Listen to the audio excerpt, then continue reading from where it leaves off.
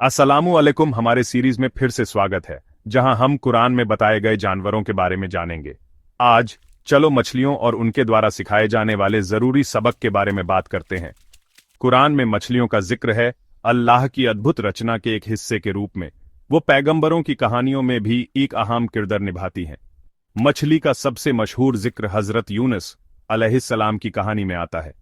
जब उन्होंने अपने लोगों को छोड़ दिया तो जैसा कि सूरह अस-साफ़ात आयत 142 में बताया गया है, एक बड़ी मछली ने उन्हें निगल लिया।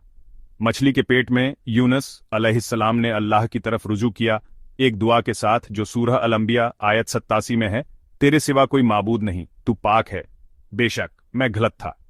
इस दुआ को आयत ए करीमा कहा जाता है और मुसलमान इसे अल्लाह की माफी, मुश्किलों में आसानी और जिंदगी में बरकत पाने के लिए पढ़ाते हैं। ये हमें याद दिलाता है कि चाहे कितनी भी मुश्किल क्यों ना हो, हमें हमेशा अल्लाह की तरफ रुख करना चाहिए। हजरत मूसा अलैहिस्सलाम की कहानी में भी मछलियों का जिक्र मिलता है, जो सूरह अल-कहफ आयत 61 में है। मछली ने उन्हें और उनके साथी को खिज्र अलैहिस्सलाम से मिलने का रास्ता ढूंढने में मदद की।